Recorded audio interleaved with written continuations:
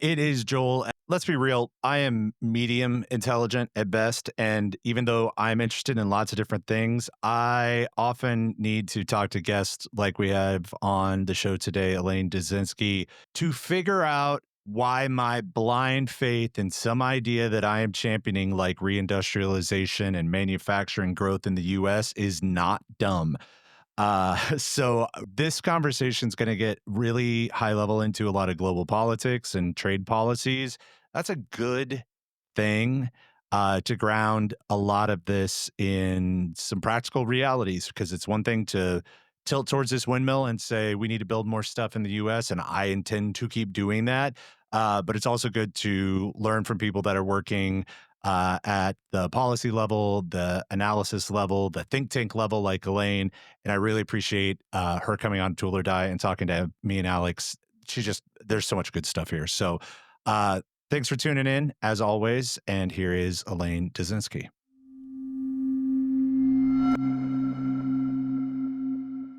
All right, Elaine, you're explaining to me your thoughts on Zeihan's latest book. What is that book called again? I did read it, but it was on audiobook. It didn't stick. Yeah, it's great. It's called The End of the World is Just the Beginning. So Peter And Zeihan is what, a geopolitical analyst. I think he worked for Stratfor for a while, but yeah, he is very pro reindustrialization and really believes the U.S. is set up for the next century. yeah, I mean, this book is sort of mind-blowing if for those folks who haven't read it. It's definitely worth a look. It's a long read, but and this came out in 2022, that book, and it really, I mean, in a way, it sort of foretells what's happening right now, which is kind of a breakup of the global order as we know it. And he talks about the order, and that's with a capital O, as the American-led Pax Americana global peace, which is fundamentally underpinned by the strength and dominance of the U.S. Navy, and Yeah, that, that was a big framing I took back from it, yeah, is that yeah, the shipping lanes having been kept in operation by the US for 70 years yeah. is really a bigger factor than we normally count on. Yeah, and that has, to our forthcoming conversation on supply chains, it's that underpinning of open and safe seas that has allowed production to take place in so many geographies. But without that, the production environment is going to look very, very different. So I think we could debate whether the U.S. is moving away from that role of maritime dominance or if it's actually moving more towards that goal. I think we see some examples of both, but this book goes on to, talk about what does a new global order look like, if not for American dominance, and the breakup across regions and countries is stark, and the implications for agriculture, for production, for the ability of countries to source for the things that they need, becomes rather dire in many situations. There are clear winners and losers in this breakup. But another thing that I really took away from this, and maybe we can touch on it in our supply chain discussion, is that North America is actually pretty well positioned, even in a broken order, because we have agricultural independence and because we have energy independence. And without those two things, along with fresh water, this is really going to be dire. So anyway, so lots to think about with the Zeihan book and others that have come out. Michael Pettis's book, Trade Wars Are Class Wars, is really interesting. And that whole conversation about trade deficit versus trade surplus, what that really means. And, he puts countries like China and Germany in the same bucket when it comes to trade surplus. And he's right. We're talking about countries that, have generated capacity well beyond what they can manage domestically as a strategy. And the US becomes the not only the consumer of last resort, but also the place for surplus savings to come in the form of treasuries, right? So it's this dynamic that he argues is going to be a death spiral for us unless we can push out of that and move towards a more balanced trade regime, which also implies more industry, more productive capacity in the US. We talk a lot about nearshoring versus bringing, reindustrialization, bringing things back to the U.S. Yeah. Do you think that the shipping is a factor? I do also think, which is to say, why Mexico perhaps is a better place to put things if you are still trying to offshore. Do you think that the shipping is a factor? And do you also think this is a little sideways, but the thought that kept coming in my mind when Trump came into office and was saber rattling Canada and Greenland is Mhm. that it was less about the Canada stuff. I felt like was just a good old fashioned troll, but Greenland, everybody talks about Great. rare earths. And I often have been wondering if there are plans in Washington and people that are looking at a lot of things for a hotter earth where the Arctic sea lanes open up and that we'll be able to start using those as shipping lanes as well. Is that still crazy sci-fi stuff, or is that like the kind of things that analysts that work for organizations like yours consider at this point? Well, I'll say that we haven't really made the connection between climate, Arctic, and mining in the sort of a research capacity. But let's come back to that in a minute. I want to. Your question is great, and it has a couple different parts. So Are you a manufacturer drowning in orders, juggling inventory and procurement data across multiple systems, or managing production manually? Then you may want to take a look at today's sponsor, DOS. DOS is an adaptive ERP that kills implementation hell by working directly with your team, connecting all your systems to minimize data entry so you can focus on production. Instead of barging in like a bull in a china shop, they take a deep look at your actual operations and they build a system that matches how you operate today, placing only the parts that need improving rather than trying to fix what's already working great. Does that sound like a team that you could actually enjoy working with? If so, head over to DOS.com, DOSS.com, use the link in the show notes, or tell them that Joel from Tool or Die sent you. DOS.com, one platform, total visibility. I think the long story short on shipping doesn't matter in the context of nearshoring, risk management, strategies to pivot, strategies for ally shoring, which is how I've been writing about the kind of the requirement really to get out of authoritarian regimes for critical supply chains. Yeah, shipping matters. It matters a lot. I think there's the possibility that there will be a lot of challenges in the Indo-Pacific, trying to keep essential trade lanes open. I think we should just expect that that's going to be the case. So there's a risk management imperative to really think about, what does it mean to bring production home or closer to home? Say what you will about the U.S. economy and where we are in trade and tariffs, we're still the dominant economy. And we're still the dominant consumers. So if I were thinking about, well, do I want to pivot to a place like Mexico in the current environment? Okay, with the tariff conversation and the questions about the reauthorization or the review, I should say, of the USMCA, U.S. Mexico Canada agreement, that does bring some instability into the discussion. But I'm pretty bullish on North America and Mexico in particular. I think we are now integrated in a way that is not only difficult to undo. We have a lot of co-production, as you know, with Mexico and Canada, but it's detrimental to both sides of the borders if we unwind that co-production. Why? What's the point? If the co-production is resulting in a new job in Mexico and a new job in the U.S. and potentially a new job in Canada, what's the downside? I think that co-production model is a force to be reckoned with, and we will eventually get back to that. Right now, we're at a different stage in this whole, you know, economic showdown.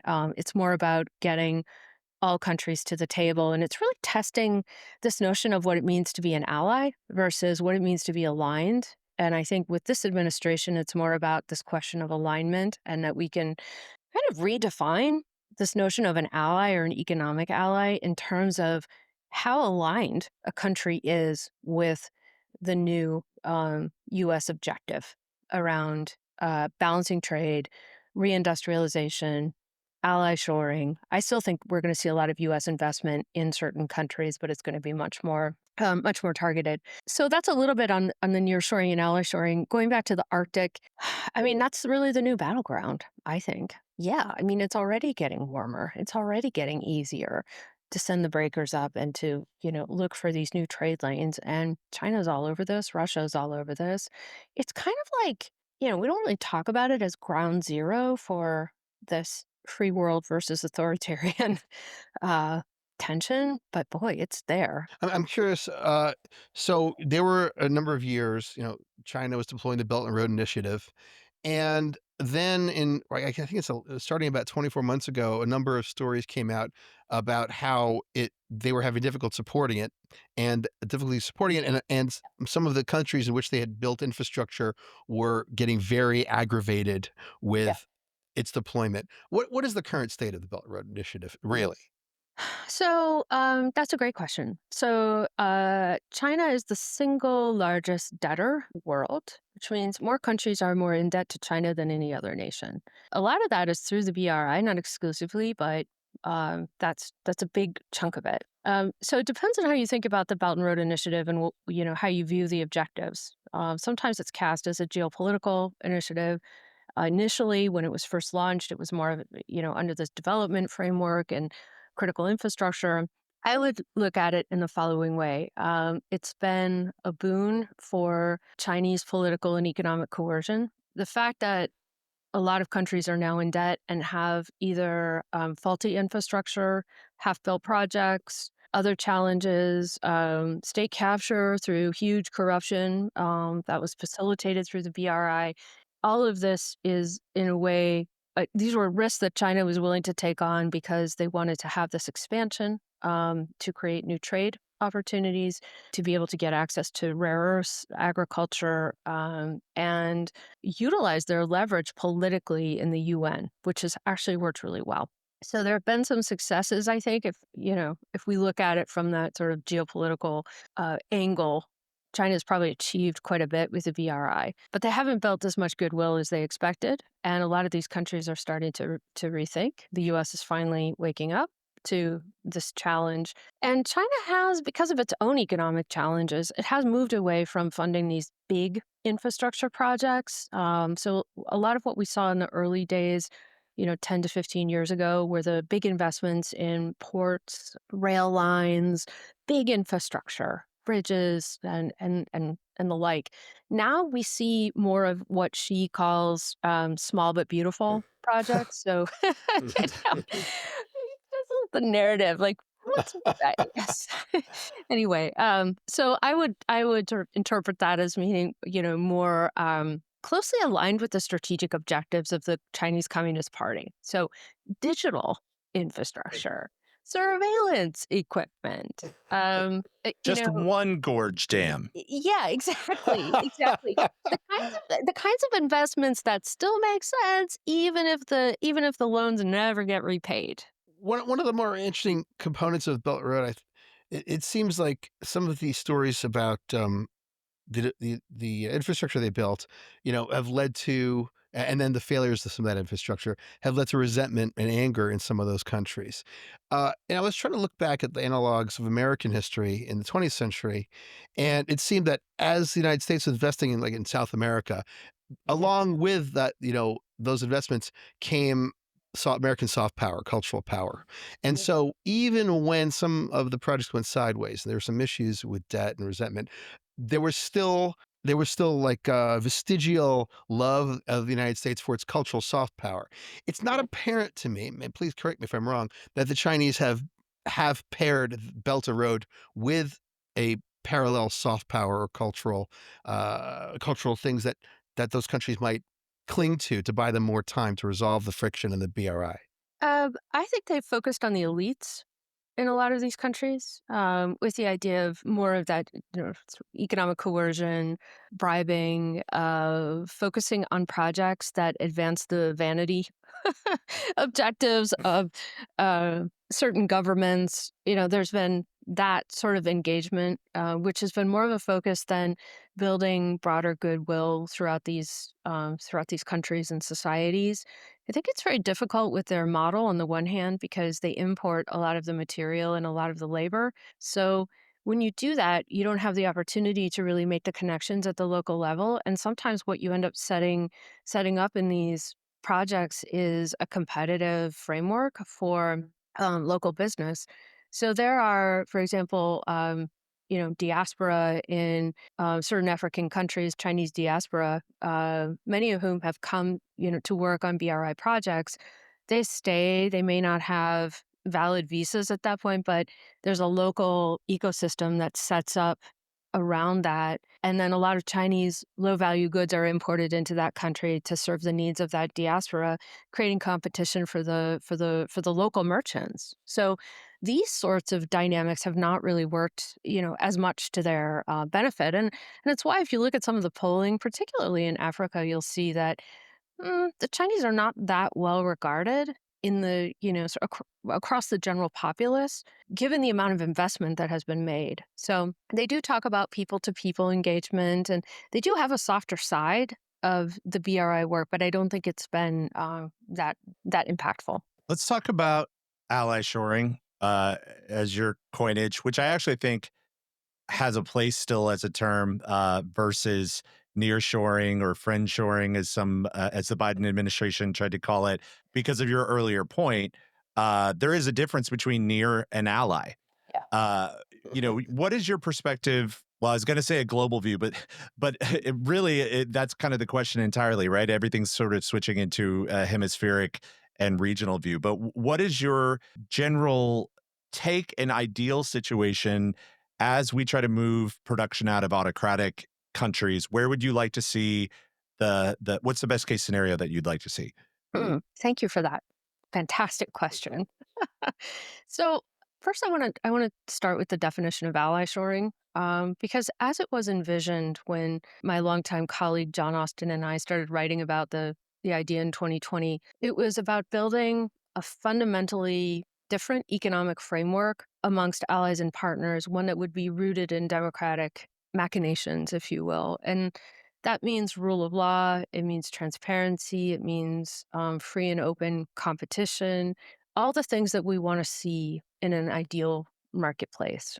This was really the opportunity as we were going through COVID and really understanding the level of dependency on suppliers like China and how bad it was in the early days of COVID. Now, of course, we know those supply chain dependencies on a much deeper level. So this notion of co-production that we were talking about earlier, the idea of driving economic integration to strengthen democracies is what it's all about. Now, I'll just put a caveat to that, which is not every partner out there is going to fit within that frame. Does it mean that it's not an opportunity for ally shoring? Not necessarily. I think what we have to be clear about is what's the fundamental set of rules that drive an ally shoring opportunity. So could we get there with a country like the DRC, where we have tremendous need for cobalt and they're pretty much the sole supplier? Could we get there with, some of the countries in South America, Bolivia, for example, with their huge lithium stores?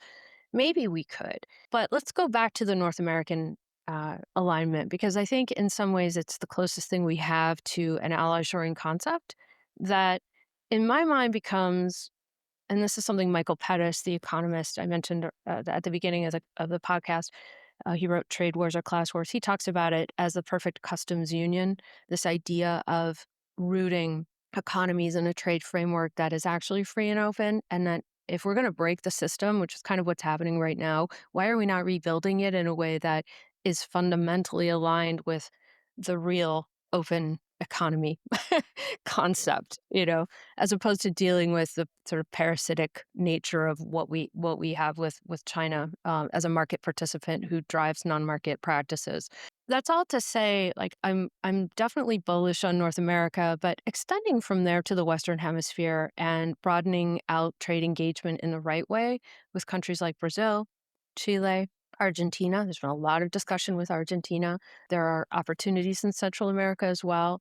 There's huge opportunity with Europe, and I'm disappointed with where we are on that conversation because it's such a natural alignment.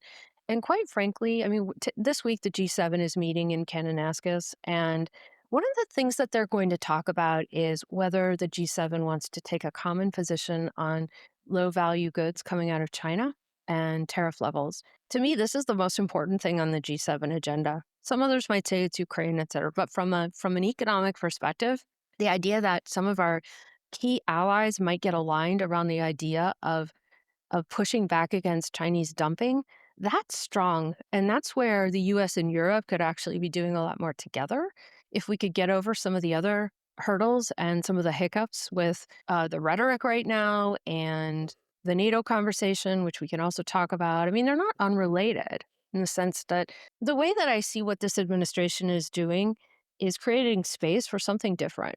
The question is, what are we going to create now that we've made this space? What does that look like? And rather than focusing on, well, we hate the idea of tariffs coming from the US, well, what about the opportunity to align in ways that we were not able to do a year ago? Both Europe and the US, for the most part, have the same dependency challenges on China. The Europeans are scared to death that all of the overproduction that we're now pushing back because of tariffs will end up on European shores, and they're not wrong. So, why are we not ally shoring on a much broader scale? To be able to create more productive capacity over the long term so that neither Europe nor the US are looking at long term dependencies on Chinese batteries and solar panels and all the other critical implements that we're going to need. This is very simplistic, but is it safe to say, with all the countries and regions that you just mentioned, with even accounting for a few outliers like DRC and Cobalt, that largely within a allied economy, that there would be enough just pure raw material and resources and food and all of the basic things to create a contained economy? Because the two biggest threats to the free world, at least in common acceptance, is Russia and China. Yeah. Europe is heavily dependent on Russia for energy, and China for lots of other things. BYD almost tried to go flood Europe with a bunch of cheap EVs until there was like kind of the last set. Almost. Well, they started, but there's been just within the last year or 6 months, there's been some scramble in certain European countries to slow that down and start to ramp up some tariffs. Yeah. But is that a simple enough way to say there could be, if you have however many countries there are, how many countries are there? 80 some odd, 180? I don't remember. I only look at this half of the globe and then only at the top. But nevertheless, that you could carve out a section, a large section of the world, and largely have a self-contained economy. I mean, the way that we could start talking about it, and I mentioned this in some testimony. I gave some congressional testimony a few weeks back around the reauthorization of the State Department, and how do we start thinking about foreign assistance and the role of State Department? And one of the terms that I used was this concept of the near global economy. Near global meaning all those countries that want to play by fair rules, competitive rules, should be part of the near global economy. I would make that connection go one more step, which is a near global economy should be reflective of an ally shoring concept. What does this mean when you get down to the brass tacks of who has what? I think there's a lot of work to be done around that. For example, could the US help solve Europe's energy dependency on Russia? I think we're already doing some of that through LNG. We could probably be doing more. Could the US help solve agricultural issues that may face, European partners or others? Yeah, absolutely.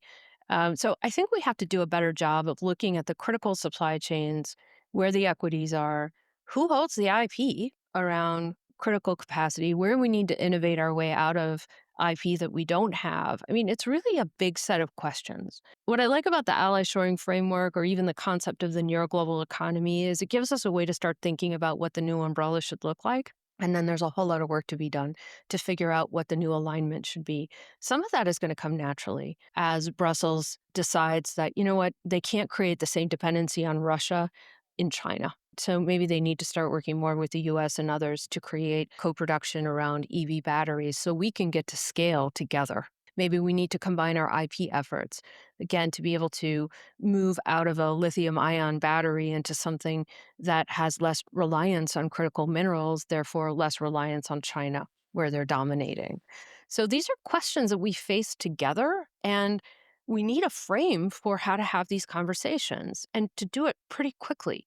Otherwise, we're going to end up in this system that's breaking apart, like Zeihan talks about, and it's kind of happening, but without a strategy for how to go forward. And that is a waste of US leadership European leadership. It's a waste of our dominance as consumers to the world. It's not good use of US dollar hegemony.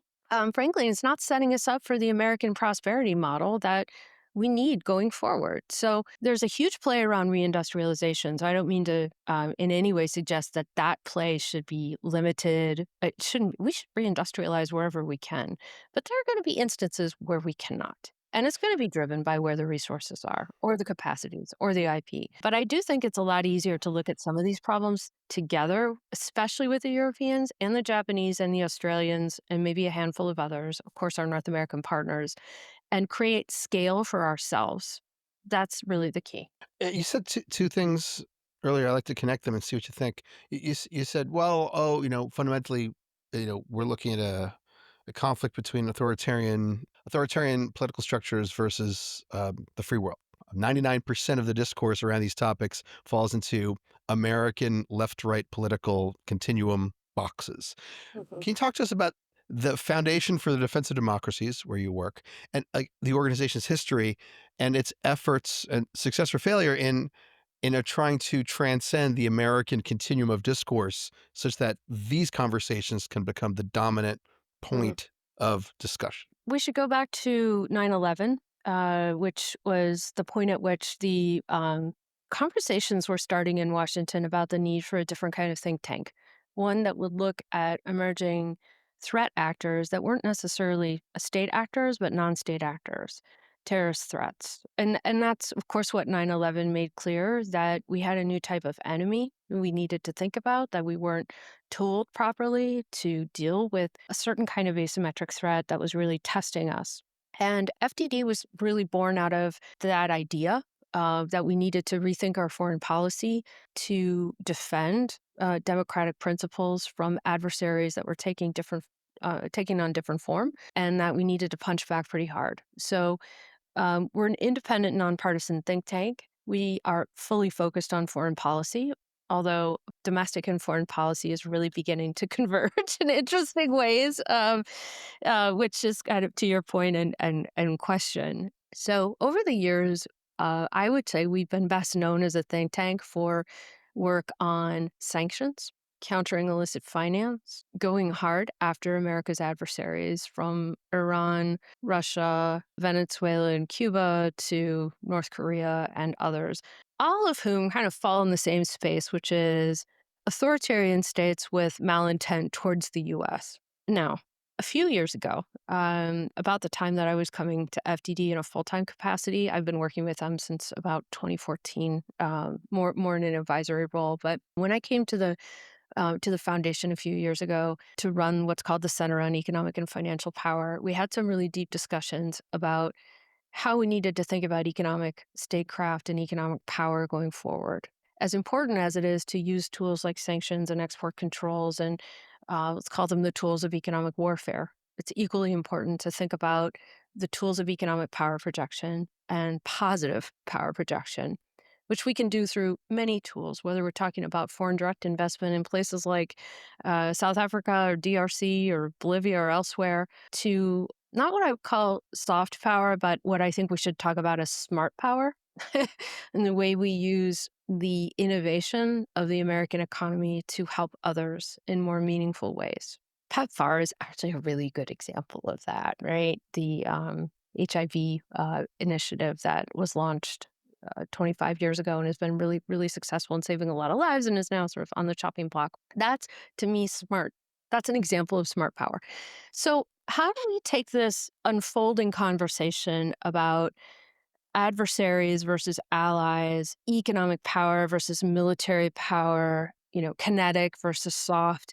How do we start to make sense of that across this divide within the American electorate and maybe more specifically within Congress, because we sit in Washington and our audience is mostly a policy audience? I don't know that it's getting easier, but I'm not sure that it's getting harder. So let me give you a couple of examples. This whole conversation around reindustrialization and a real focus on the middle class was the Democratic calling card for a long time. Now it's the Republican calling card.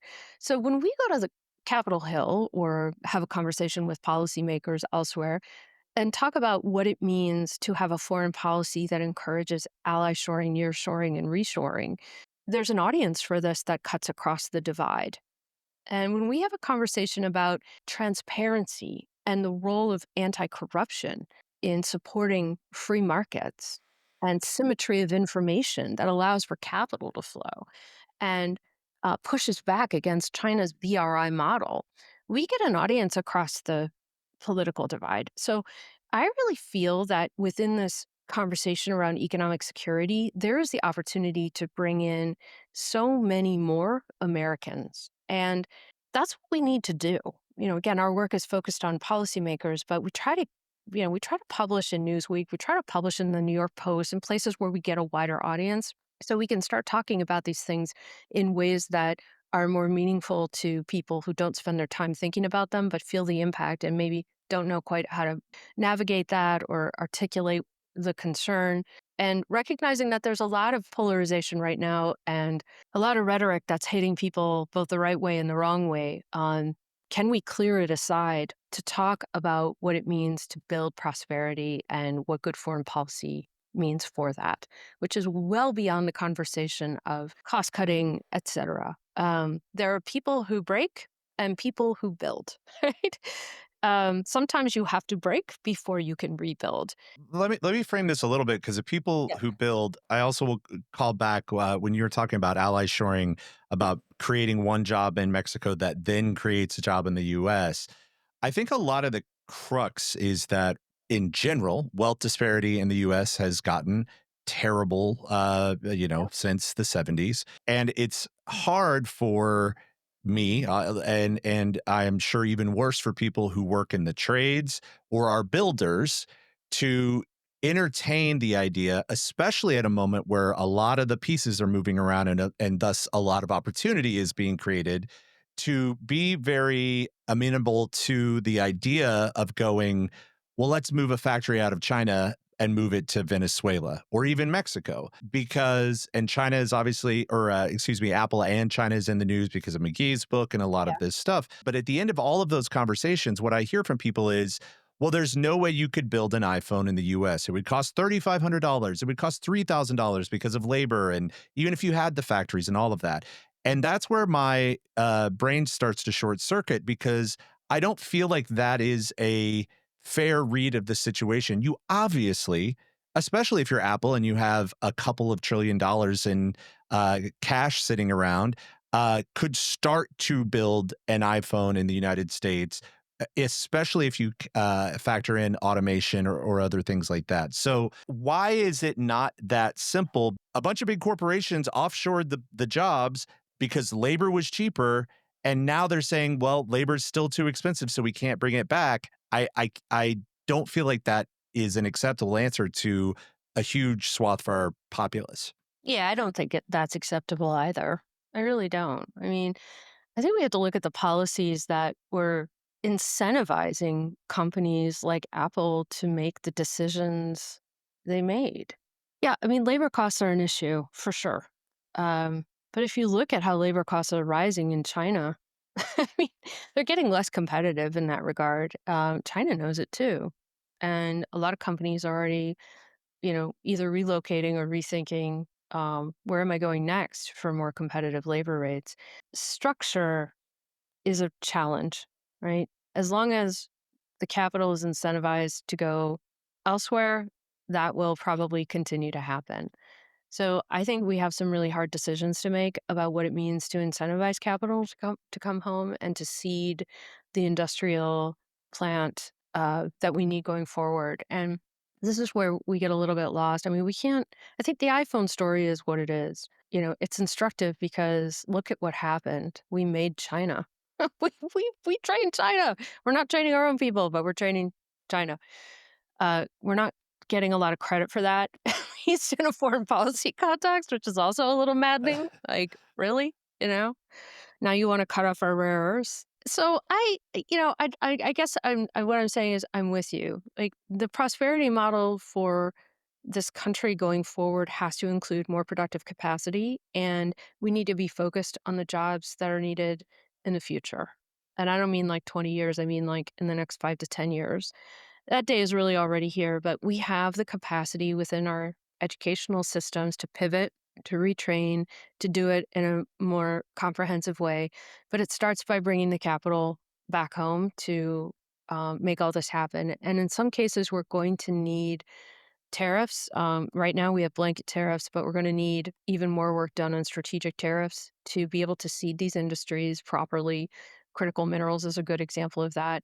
But look, the reality is that we're still going to have more processed minerals coming in from elsewhere than we are going to process at home. It's just the way it's going to be. So I think we also have to temper the expectation that everything is coming home. That's probably not how it's going to work out, but more needs to come home. And that needs to be done in a way that secures the middle class of this country, right? I grew up in Detroit. During that painful period in the 80s and into the 90s, we continued to watch the hollowing of that manufacturing base. There was some innovation going on for sure, but I mean, you listen to my parents talk about Detroit in the 50s and the 60s.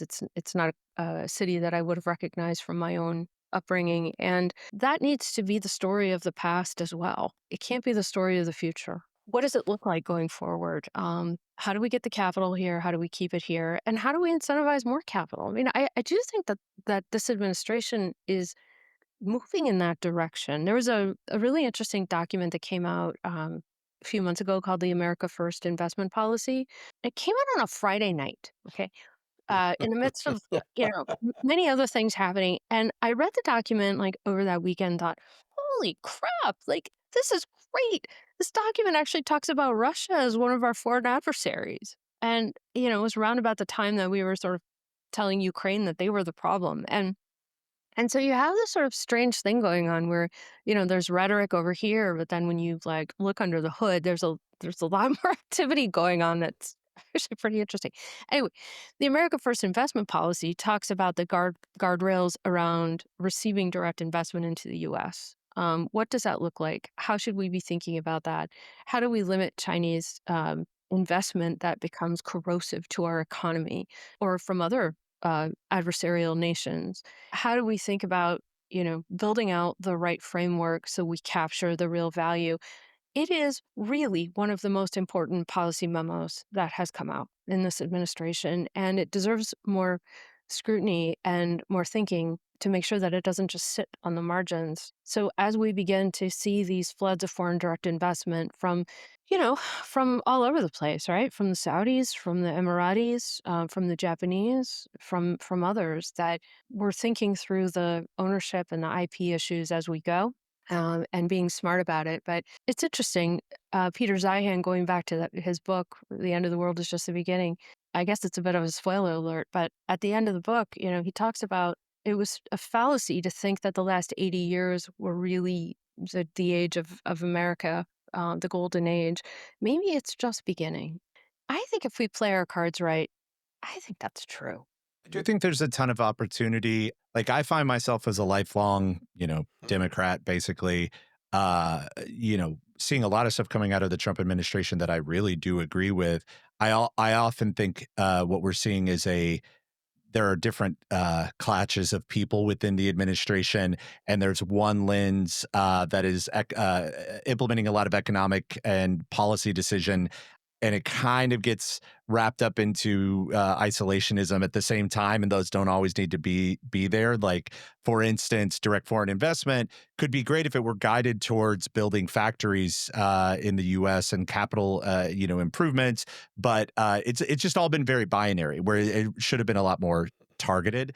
Yeah. To that end, though, a question that I have for you, because you have a much better understanding of the history of things, as does, I'm sure, FDD from 2001 on.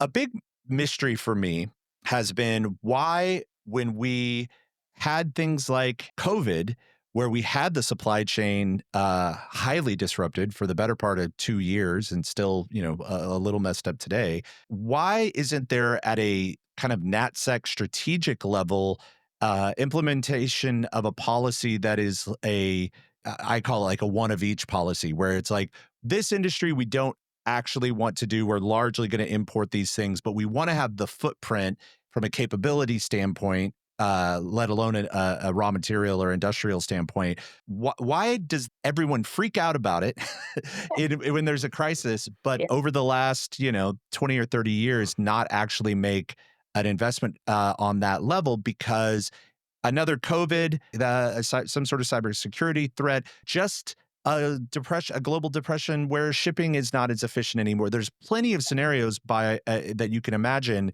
Yep. where we would need to be making our own stuff and we're not. Why? Do Yeah, you have any sense of why that is? I do. I'll give you my take on it. So we're in a hot economic war. I think we've been here for quite some time. I would struggle to tell you the date certain when it started, but it's no doubt we're in it. We're in this war without the equivalent of an economic Pentagon. I think what you're describing is a reflection of the scattershot approach within the US government and within policymaking generally about how we look at these threats, how we think about our competencies, our strategic dependencies, and our opportunities. It's going to be really hard for us to connect the dots unless we start restructuring how we think about it. In my testimony a couple weeks ago in the House, I was talking a little bit about this idea of restructuring, right? Whether we're talking about State Department, Commerce, Treasury, Homeland, there are many parts of the US government that are implicated in moving to a model of economic statecraft where we actually anticipate what our challenges are, and we have one set of critical supply chains rather than five different models coming from five different agencies. We just have to clean it up. And it's actually not unlike what we were facing after 9/11.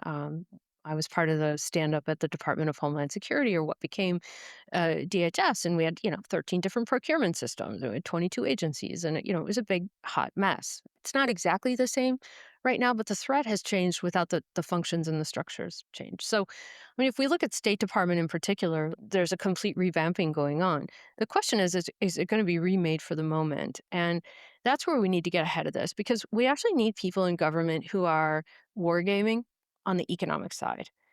People who understand where our productive capacities are lagging. So, to your point about we need one of each, have those critical supply chains been identified? And what's the resilience strategy to make sure that the stockpile is there, whether we're talking about supporting the defense industrial base or civilian supply chains that are absolutely critical if we're in another global shock like a COVID or something worse? Do you think part of that is just that we've had a major over reliance the market? Like we just kind of presume the efficiencies of the market will cause these holes to be patched over, and it just never has. And we have a national allergy to big federal directed programs. Like, is that a big factor in play, or is it just more short sightedness? No, I think it's more about misunderstanding the environment that we were living in, and the fact that we've had this geostrategic competitor that is China, that is so distortive in terms of the market practices and the way that it now commands control over a lot of critical supply chains, from batteries to, pharmaceuticals, that we misunderstood that relationship. For me, it's at the heart of these dependencies and why we find ourselves where we are. We can work our way out of our challenges with other countries much more easily than we can with China. But I think we fundamentally misunderstood that threat. And because we didn't start thinking about it until more recently in a more comprehensive way, we're still operating with old structures. But, we really should have a function either at the National Security Council or somewhere associated with the White House that's much more of a coordination, and even maybe some operational functions around figuring out what the response is going to be to not only something like, does China invade Taiwan and what's our sanctions strategy, but what do we do if China signs a security agreement with X number of countries in Latin America, and we need to rethink our dependencies there. I mean, there's so many different scenarios that need to be planned for in order to address what you're talking about with more specificity.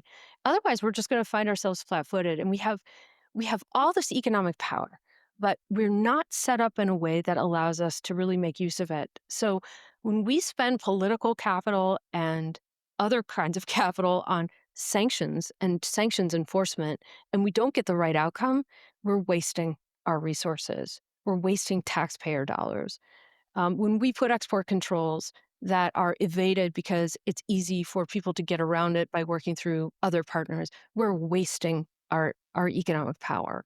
That has to stop. Otherwise, we're going to lose. When I was, in at NYU, oh my God, 1993, I remember that, the book that we read was End of History, Fukuyama's book. At that time, it was presented to us as conflict is over. The default setting is the system that America leads. That's the default setting. And this is what, I don't know, 10 years before the beginning of the China's hockey stick. I reread the book recently, but there doesn't seem to be a component that refers to that talks about what happens if I don't want to say a bad actor, but if an actor just doesn't want to play inside the boundaries of that paradigm. Thinking about this, you brought this up to me in a really huge way when you said we don't have an economic Pentagon. If on one pole in authoritarian regimes you have the Chinese hyper centralized, verticalized industrial policy, and the other end you have our decentralized, kind of oscillating policies based on who is elected to the highest office. What is the optimal organization that would determine such an industrial policy? Because Japan had, what was it, MIDI, the Ministry of Mi- Yeah, I don't remember what it stands for, but International yes, but There Trade are something. partial level. 195 Right. Okay. countries. I'm just Okay. So, reestablishing all right. our bona Okay. fides. Okay. So I'm looking. Wait. Let's see here.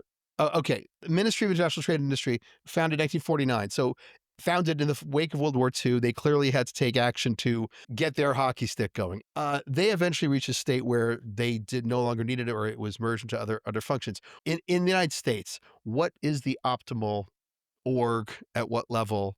And how might we get there given the oscillations of our policies between left and right? I think there's some imperative to build this structure soon, so that we have a chance to get it rooted and before we go into another election cycle, no matter what the outcome is. So I think this is like a job for today. And I would probably broadly describe it as industrial policy with American characteristics. So something a little bit lighter than the 5-year plan, something that is just, I mean, from a conceptual level, much more focused on the power of the market and the ability to bring capital in to solve big problems more effectively and to move markets in ways that are more meaningful for preserving democracies, especially our own. So, in terms of what does that organizational function or structure look like, I do think that there's a coordinating body required at a pretty high level across all of the agencies and departments that are implicated. And then from that, we need to make sure that the structuring of the risk assessment and the use of tools and engagement is much more coordinated. And we're talking about a very broad range of tools. We're talking about everything from investment in critical mines and minerals in Africa to tools that help us stop Chinese and Russian oligarchs from buying up real estate in Miami. Like it's that big, right? When we think about how to use our economic toolkit. We actually just did a graphic on this. For anybody who's interested, if you go to fdd.org and search for tools of economic security, it should come up. And we basically put all of the economic tools that we could think of into a series of buckets or gears to show, and we grouped them by sanctions, by trade tools, anti-corruption tools, et cetera. So you can get a full view about what it means to have a toolkit around economic statecraft, economic warfare, economic security.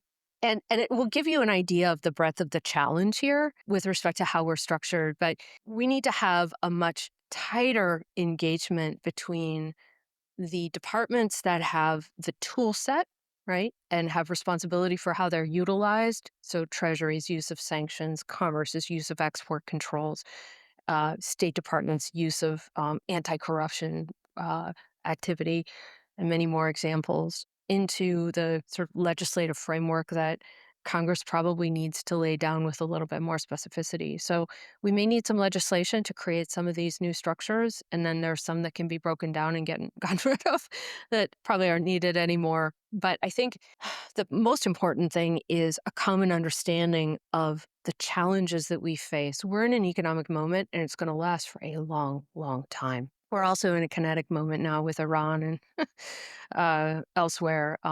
which adds lots of complications to the picture. But at the end of the day, it's the fundamentals of the global economy that drive security and prosperity. So there's a lot to think through. So I'm not sure I have a full answer to it, but I think there's important steps that we can take now to start building that framework and to keep it moving.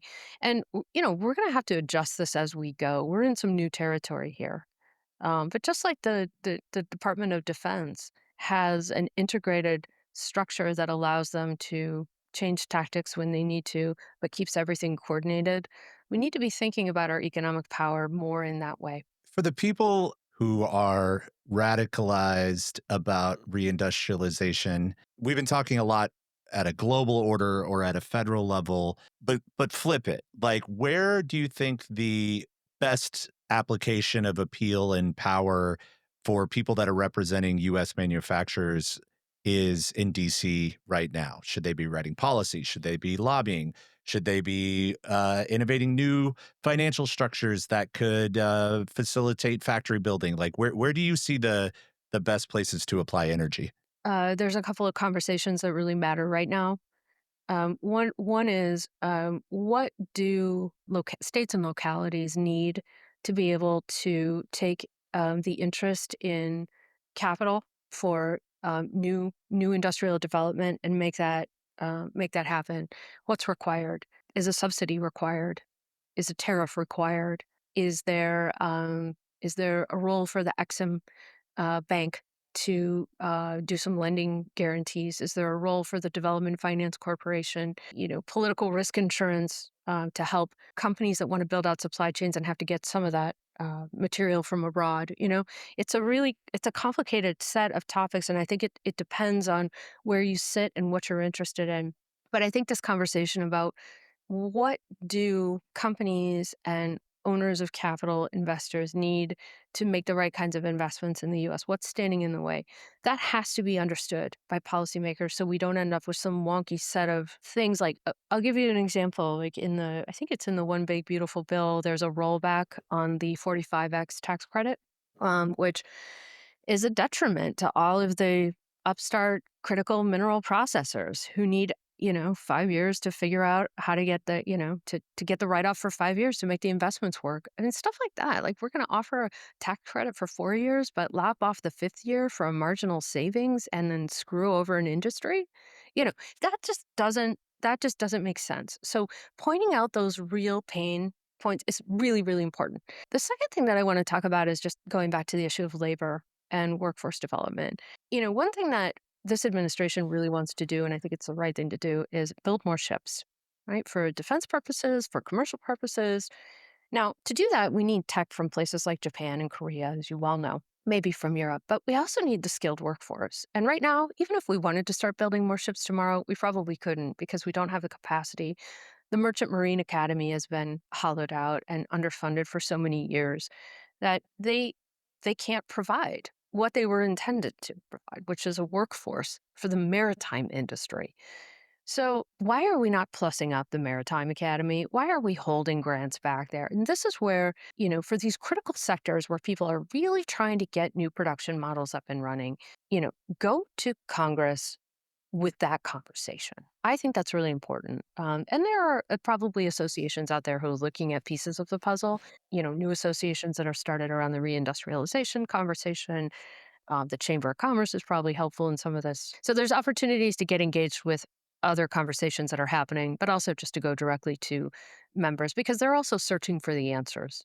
Nobody wants to come out against helping American manufacturers. There is a guy on Twitter, John Conrad, who's a former ship captain. You follow him as well, like so. And he every time he talks about this exact problem of the merchant marine being under supported, he gets like public hate messages from like some standing naval officers, and it's incredible. Like, why is there this institutional pushback on this? This is just the unsexy arm. I don't get that. I don't know. I mean, I can't fathom why that would be coming from a naval officer. I mean, I caught it. You can't fathom it. Uh, there's a problem, a perception of what manufacturing jobs are, should be, what they look like in the future versus the vision that people have in the head in the past. Military and or sort of like federally funded jobs programs versus local programs. Like I think that's one of the core questions of all of reindustrialization is what jobs are we actually talking about? And when we call them skilled trades, does that mean we need, master welders that have shipbuilding experience, or does it mean really we need one tick up from like entry level factory worker? I don't Yeah. think there's a lot of nuance around that, and it's why I think some of these conversations get bogged down. Is that everybody looks at it in the economic aggregate and are starting to slice into some of these specifics. That one alone makes a lot of sense to me. If the Zionist viewpoint is that the ability to hold the water or the shipping lanes open is a core component of American economic power. Sure would be nice if we made our own ships too, wouldn't it? Elaine Dezenski serves as the senior director and head of the Center of Economic and Financial Power at the Foundation for the Defense of Democracies, a nonpartisan and fiercely independent think tank focused on national security and foreign policy. Elaine, I feel like we just scratched the surface, so we're going to have you back, but this is a great conversation. I would love to. And keep up the great work. I love Tool or Die. So I'm really happy to be here. And thank you again.